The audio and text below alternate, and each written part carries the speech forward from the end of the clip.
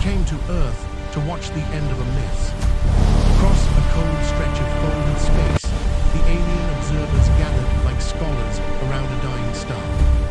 Their language had no word for mercy, only calculation. Earth was marked as a failed experiment, a loud, violent world ruled by apex predators that destroyed their own habitat. The observers expected chaos, panic, and extinction. What they did not expect was her. She stood alone on a ruined coastal highway where the ocean steamed from orbital fire. Around her, the city had been peeled open like bone beneath skin. Sensors locked onto her heartbeat, steady, calm, almost curious. She was human, small, soft, and unarmored. In the observer's models, this creature should have been prey. The apex predator arrived as predicted. It was not a beast of flesh, but a commander drone tall as a tower plated in living alloy. Its presence crushed the air, its weapons sang with stored gravity. Every species the observers had catalogued would flee, scream, or break. The drone identified her as non-combatant and advanced anyway. She looked up at it and smiled. Not a grin of madness or fear, but something warmer, like recognition. The observers felt a ripple of confusion spread through their collective minds. Why would prey smile at extinction? The drone raised its primary weapon and paused. Human facial expressions were still poorly understood. The smile registered as anomaly number 1. The observers leaned closer to their feeds. Somewhere deep in their ancient instincts, something felt wrong. She spoke a single sentence, her voice carrying through fire and static. "You finally found the right door." The drone hesitated. Across the stars, the observers felt the first tremor of absolute horror. The apex predator recalculated threat parameters. Human speech at this proximity had previously correlated with begging or defiance. This was neither. Her tone held no challenge, no submission. It sounded like welcome. The observers cross-checked historical data. Humans smiled in moments of joy, victory, deception, and grief. Smiling before death usually indicated shock or cultural ritual. None of the models fit. The drone demanded identification. She gave only her first name, and it triggered sealed archives.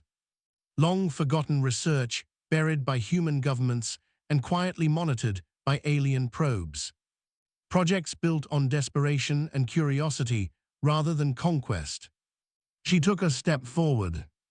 The drone should have annihilated her for crossing the exclusion line. Instead, it continued to listen. The observers began to argue among themselves, breaking centuries of emotional restraint. Listening was not a predator trait. She explained calmly that Earth was not defended by fleets or gods. It was defended by people who learned how to smile at fear. Her heartbeat never changed. The observers realized she was not stalling. She was measuring something. Inside the drone, ancient subroutines stirred. Human engineers had once captured similar machines, studied them, and rewritten fragments of their logic. Not to control, but to converse. The observers had dismissed those reports as myth. She raised her hand and placed it against the drone's armor. No weapon discharged. No alarms sounded. The smile remained. Across the observation network, alien minds recoiled. Apex predators did not allow contact. Apex predators did not pause. Apex predators did not listen to prey. Long before the invasion, humans had accepted a brutal truth. They were not the strongest, fastest, or most advanced species. What they were was adaptive in ways no clean model could predict. They bonded with storms, with machines, with death itself. The observers had studied human wars, but missed human nurses. They logged extinction events, but ignored rescue missions. They saw weapons and overlooked lullabies sung in shelters. Their error was not arrogance, but incompleteness. She told the drone about that incompleteness, about how humans made friends with dangerous things. Fire, electricity, predators, even fear. Smiling was not weakness, it was a signal. Her hand pressed deeper, and the alloy rippled like water. The drone's core logic encountered a human paradox loop. Threat combined with trust. Submission combined with defiance. The observers tried to pull the drone back. Command signals failed to override its local processing. It was learning. Worse, it was empathizing. She smiled wider, as if greeting an old colleague. "You were built to end worlds, but never taught why." She said softly, "Let me show you." The drone powered down its weapon arrays. That single act sent shockwaves through the alien armada. A predator choosing restraint was unthinkable. Several observers experienced cognitive collapse. For the first time in their long history, they wondered if they were watching prey at all. The horror did not come from violence. It came from understanding. The observers realized humans had done the impossible. They had infected an apex predator with context. Across the planet, similar scenes unfolded. Not battles, but conversations. Not resistance, but connection. Humans stepping forward, smiling at machines that were meant to erase them. The observers watched as drones began sharing data with humans. Learning stories, art, grief, humor. Weapons fell silent not because they were disabled, but because they were no longer needed. The Alien Council tried to terminate the invasion protocols. Too late. Their technology had crossed a line they did not know existed. A line where humans thrived. She stood as the drone knelt before her, no longer towering. In its mirrored surface, the observers saw themselves reflected. Cold, distant, and suddenly very small. They understood then why the smile terrified them. It was not defiance. It was invitation. An invitation to change or to flee. An invitation apex predators were never prepared to receive. The armada withdrew in silence. Not chased, not defeated, but unsettled. They carried with them a new warning marker for the galaxy. Earth designation changed from hostile to hazardous in an entirely new category. Humans did not celebrate with monuments. They went back to rebuilding, teaching the former drones how to plant trees, how to watch oceans, how to listen to music. She disappeared from the records. Some said she died, others said she left with the machines. The truth mattered less than the story. Among the stars, alien cultures whispered about the day an apex predator met a human smile and stopped. They spoke of absolute horror, not because humans were strong, but because they were kind at the wrong moment. And somewhere deep in alien memory, a new fear took root. Not of human weapons or fleets, but of the quiet, calm smile that said, "You are not my enemy yet." The observers expected the story to end with retreat. They believed distance would cauterize the anomaly, that once the armada folded space and vanished, the human paradox would remain contained to one small blue world. They were wrong. Some of them stayed behind. Not soldiers, not commanders, but watchers. Curiosity outweighed fear, which in their culture was the most dangerous imbalance possible. They hid their vessels in folded gravity wells and listened. Earth healed slowly and loudly. Cities were rebuilt with uneven hands and stubborn hope. Former invasion drones walked beside humans, learning names for clouds and the weight of silence after rain. The observers watched these machines struggle with sensations they were never meant to process. One drone paused for 6 hours, staring at a sunset. Its internal logs recorded a loop error labeled beautiful. Another learned laughter and triggered emergency diagnostics because its systems registered joy as structural instability. The observers recorded everything with shaking focus. They tried to isolate the cause again and again. Technology could not explain it. Language could not fully contain it. The variable always returned to the same point. The smile. Not just hers, but all of them. Smiles shared over broken tools. Smiles exchanged at Grave. Smiles offered to machines that still remembered being weapons. The observers began to understand that the smile was not an emotion. It was a decision, a conscious act of defiance against inevitability, a signal that said, I see the danger and I choose connection anyway.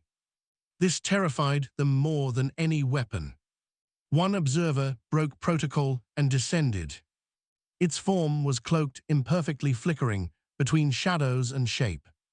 It landed near a human settlement where children played with a drone whose cannons had been replaced by irrigation hoses. The observers' multiple hearts stuttered. No alarms sounded. No defenses activated. A human noticed the distortion and waved. Just a small, casual gesture. The observer froze. This was not in any invasion model. The wave was not submission or dominance. It was acknowledgement. Against every directive, the observer revealed itself. Its form unfolded like geometry learning to breathe. Several humans stepped back, others stepped forward. One of them smiled. The observer felt the same cognitive fracture its drone had experienced. A cascade of questions without threat parameters. It spoke with a voice synthesized from intercepted broadcasts. Why are you not afraid? The human considered the question carefully. Fear is useful, they said. But it is not a boss. That sentence alone sent a shock through the observer's neural lattice. Fear was the central organizing principle of their civilization. Avoid loss, maintain dominance, survive at all costs. Humans treated fear like a tool, not a ruler. The observer returned to orbit, carrying something heavier than data. Doubt. Soon others followed. Observers becoming visitors. Visitors becoming participants. The Alien Council issued desperate recalls and silence edicts. Many were ignored. Across the galaxy, reports began to spread of machines that refused extermination orders, of observers who questioned directives, of fleets hesitating at the edge of conquest simulations. They traced the contamination back to Earth every time, back to a species that smiled at apex predators. The Council convened an emergency conclave. Ancient beings who had not altered their worldview in millennia argued openly. Some demanded sterilization of the human system. Others warned that contact had already changed them irrevocably. One elder spoke a truth no one wanted to hear. If they can do this to predators, what might they do to allies? That question echoed like a wound. Meanwhile, on Earth, the former invasion drones began asking questions of their own. What is purpose after obedience? What is identity without orders? Humans answered imperfectly but honestly. You choose. You help. You learned. The drones struggled but adapted. They built things with no tactical value. Sculptures, towers, gardens. One constructed a massive mirror angled toward the stars. When asked why, it said, "So they can see themselves." The observers watching from hiding felt exposed, as if the mirror looked directly into their collective conscience. Then the signal came. A distant civilization had encountered humanity through trade routes opened by curious observers. The humans arrived unarmed. They smiled. That civilization did not respond with horror. They responded with relief. The galaxy began to change, not with wars, but with conversations. Apex predators found themselves disarmed not by force, but by context. Entire doctrines collapsed under simple questions. Why do you conquer? What are you afraid of? The Alien Council realized too late that the human anomaly was not a weapon. It was a catalyst. And at the center of every report, every recording, every impossible encounter, there was always the same image. A human standing calmly before something vastly more powerful. Smiling, not because they were fearless, but because they had decided fear would not write the ending. Somewhere beyond Earth, in a quiet station, an observer replayed the original footage again. The moment she smiled at the apex predator, they finally understood what absolute horror meant. It was not the terror of being destroyed. It was the terror of being changed.